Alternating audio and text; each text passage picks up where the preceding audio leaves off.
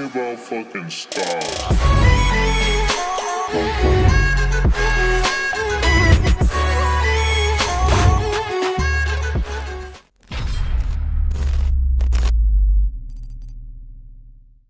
Salut à tous, j'espère que vous allez bien. On se retrouve pour une nouvelle vidéo high-tech. Et on continue notre périple dans le monde des nouvelles technologies tout en vous proposant les meilleurs produits du moment. Les fêtes approchent, cela vous donnera peut-être quelques idées cadeaux à mettre sous le sapin.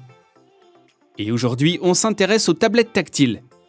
Et vous allez le voir, le haut du podium est détenu uniquement par les grands du marché high-tech. Mais avant de continuer, je vous rappelle que vous pourrez retrouver tous les détails concernant les produits en lien dans la description. Pensez à vous abonner à notre chaîne pour voir ou revoir toutes nos vidéos. Et cliquez sur la cloche des notifications pour ne manquer aucune de nos prochaines parutions. Allez, top départ les amis, découvrons ensemble les 5 meilleures tablettes tactiles 2020.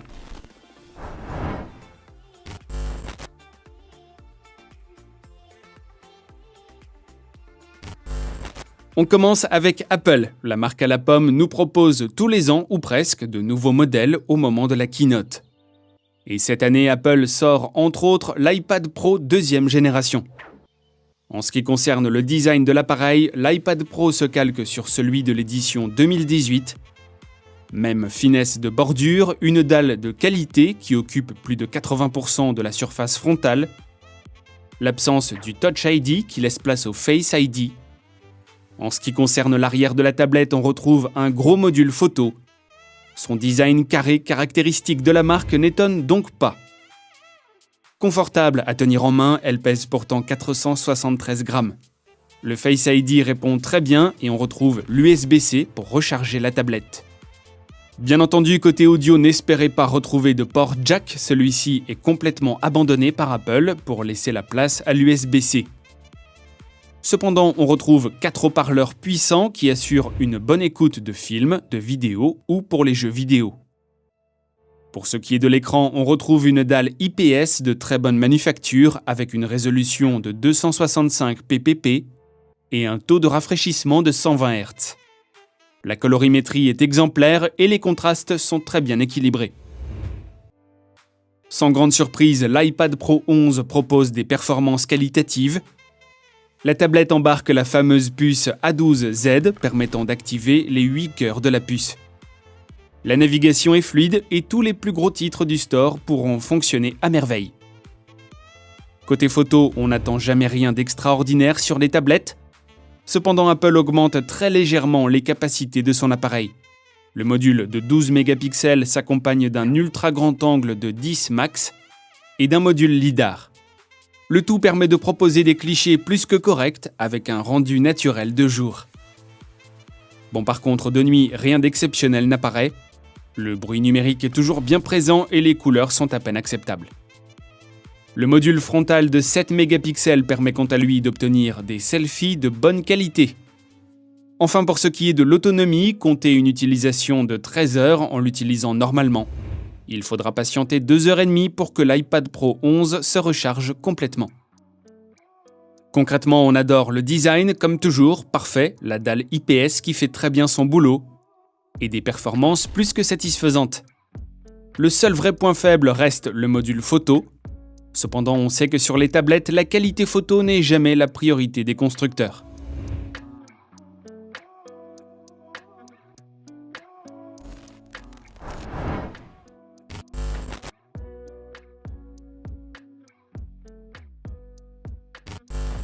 Samsung arrive évidemment dans ce top.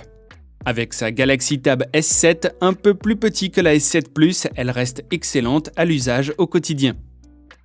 On commence avec le design du dos. On retrouve un bel îlot photo composé de 2 modules. Une longue ligne aimantée suit l'îlot et permet d'y accrocher le S Pen, mais aussi de le recharger. À l'avant, on retrouve la dalle de 11 pouces qui occupe 84% de l'espace. Et bien qu'elle pèse presque 500 grammes, elle ne paraît pas spécialement lourde et reste pratique à prendre en main. Les finitions sont très belles avec des tranches plates en métal brossé, lui donnant un véritable look professionnel. 4 haut-parleurs sont présents et le bouton de démarrage fera aussi office de lecteur d'empreintes digitales. Pour ce qui est de l'audio, là non plus on ne retrouve pas de prise jack, mais un port USB-C. D'ailleurs, aucune paire d'écouteurs n'est fournie dans la boîte. Les haut-parleurs, quant à eux, proposent un son de bonne qualité et permettent d'écouter des films ou des jeux vidéo sans problème. En ce qui concerne l'écran, Samsung opte pour une dalle LCD contre l'OLED sur la S7 Plus. À part ça, la dalle est très agréable, les couleurs sont bien maîtrisées, bien que certains pourraient trouver les couleurs un peu froides. Et si c'est le cas, un simple détour dans les paramètres permettront de choisir la colorimétrie qui vous convient. Pas de souci côté luminosité, vous pourrez facilement l'utiliser en plein soleil comme dans une pièce obscure. Les performances de la Galaxy S7 sont excellentes. La tablette embarque la puce Snapdragon 865 Plus et s'allie à 6 ou 8 Go de mémoire vive en fonction du modèle. Là où la S7 excelle, c'est pour les jeux. Les plus gros titres du store seront plus jouables et les graphismes restent superbes. La tablette pourra un tout petit peu chauffer sur les jeux les plus gourmands, mais rien de dramatique. On passe à la photo et comme on vous le disait pour Apple, on n'attend rien de fantastique sur les tablettes. Le capteur principal de 13 mégapixels s'accompagne d'un ultra grand angle de 5 mégapixels.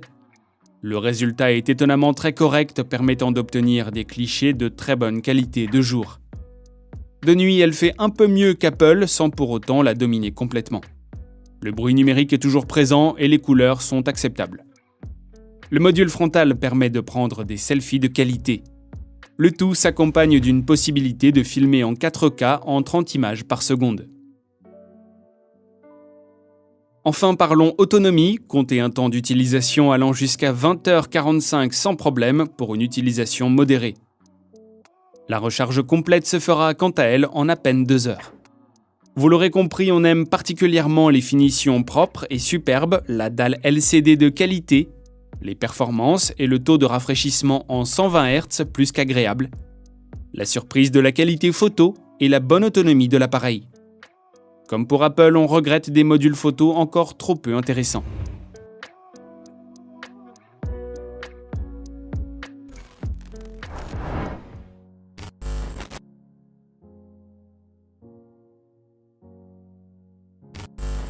Voici l'arrivée de Huawei.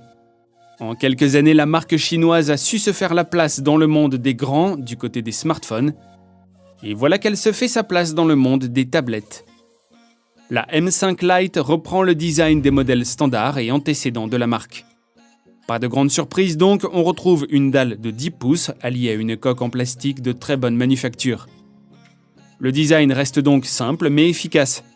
À aucun moment on a l'impression d'avoir un jouet pour enfants entre les mains.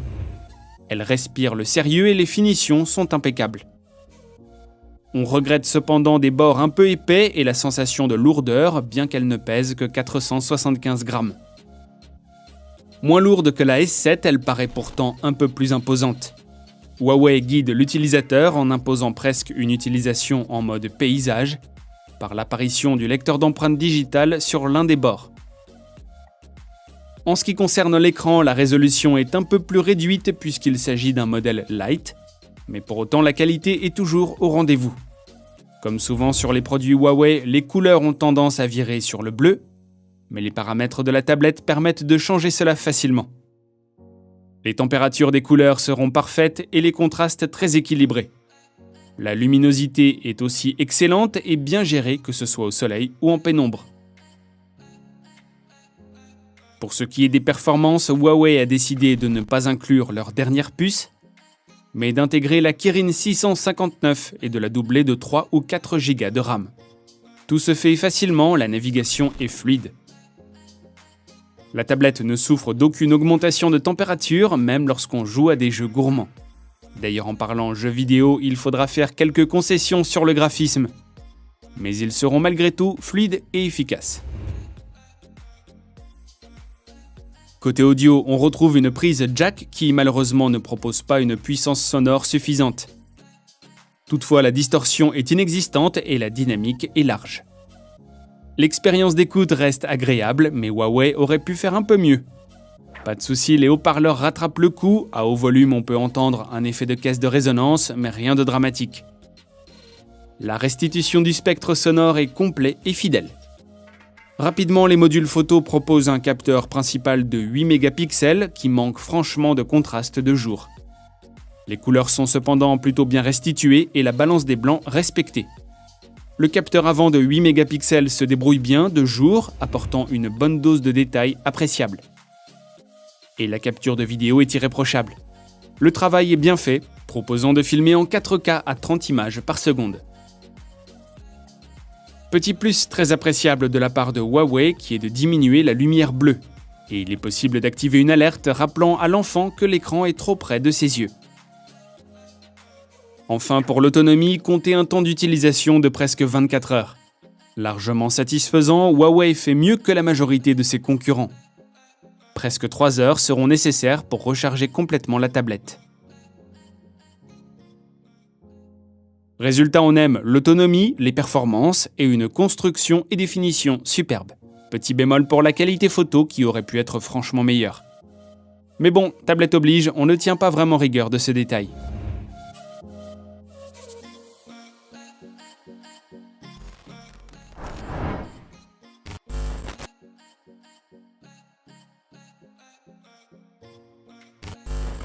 Revoilà Samsung. Cette fois découvrons la Tab S5e. Dotée d'un format plus conventionnel, elle dispose d'une finesse plus intéressante et plus importante que les derniers iPad Pro. What? Mais oui, avec seulement 400 grammes sur la balance, en plus d'être fine, elle est extrêmement légère. Point bonus, elle fatiguera moins l'utilisateur si elle est tenue avec une seule main. Le dos est uni et doté d'un simple module photo, lui donnant un aspect classe et professionnel. À l'avant, on retrouve une dalle AMOLED qui occupe 80% de l'espace. Les bordures sont réduites et seule celle du haut est coupée par le module photo frontal. Pas de grande surprise, aucun port jack n'est présent et le bouton de démarrage servira de lecteur d'empreintes digitales. Discret et toujours aussi efficace. L'écran de 10 pouces et demi propose donc une résolution de 288 ppp. L'AMOLED s'approche de l'excellence, voire de la perfection. La colorimétrie est super bien maîtrisée, la température des couleurs est idéale pour presque tous les yeux. La luminosité est parfaitement gérée et les contrastes sont infinis. Franchement, il y a de quoi tomber amoureux. D'ailleurs, le prince charmant ne se transforme pas en crapaud quand on parle des performances de la tablette. Là encore, c'est du propre, la tablette embarque la puce Snapdragon 670. Il n'y aura donc aucune difficulté au fonctionnement de l'appareil. Tout sera fluide et facile.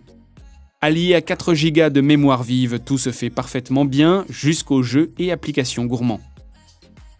Aucun dégagement de chaleur ne se fera sentir même si la tablette tourne à plein régime. Côté audio, on retrouve un adaptateur USB-C vers mini jack permettant de proposer de bonnes performances auditives. La distorsion et la dynamique sont en tout point excellents. 4 haut-parleurs sont également présents et proposent une écoute plus immersive. La qualité sonore est encore une fois au rendez-vous. Pour parler rapidement des capteurs photo, on retrouve à l'arrière un module de 8 mégapixels et 13 mégapixels à l'avant. De jour, la tablette arrive à la hauteur des iPads sans problème. De nuit, toujours rien d'extraordinaire. Les selfies sont quant à eux très corrects. La vidéo est quant à elle en 4K. Enfin, côté autonomie, comptez une utilisation maximum de 20h30, ce qui est plutôt confortable et dans la moyenne haute. Il faudra compter 2 heures de recharge pour une batterie complètement pleine.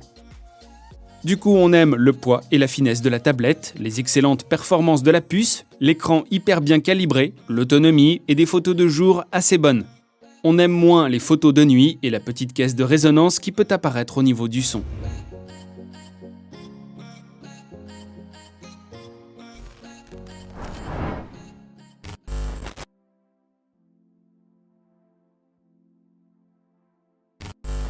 On clôture ce top comme on l'a commencé avec Apple.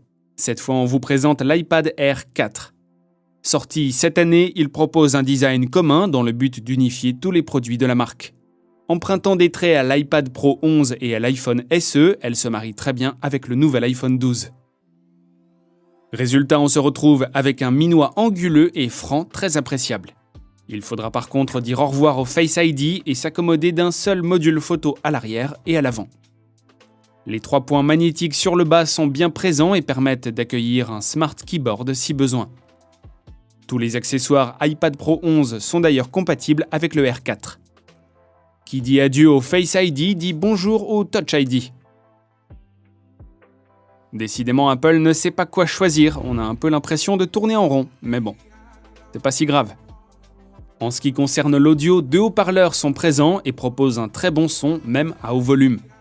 Il sera très agréable de regarder un film ou des vidéos. L'écran, quant à lui, se compose d'une dalle de 10,9 pouces avec un taux de rafraîchissement de 120 Hz. Le calibrage de l'écran est proche de la perfection et c'est tant mieux, car il vous sera impossible de le modifier dans les paramètres. La luminosité est confortable à toute heure et sous toutes les météos. Enfin, le taux de contraste est très correct également.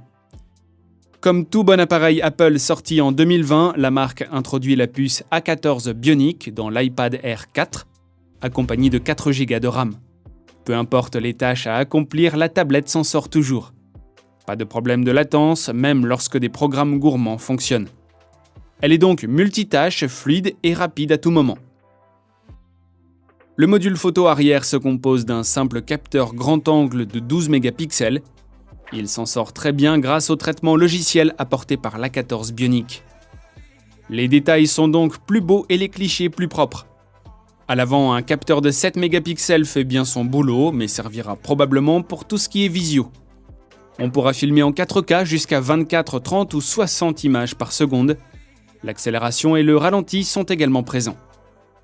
Enfin, comptez une autonomie maximale de 14h30, moins bonne que Samsung ou Huawei, mais tout à fait convenable. La recharge complète se fera quant à elle en un tout petit peu plus de 2 heures. Concrètement, on aime le design équilibré et splendide de la tablette, les performances, les clichés plus que corrects pour une tablette, l'écran très bien calibré. On regrette comme toujours les photos de nuit.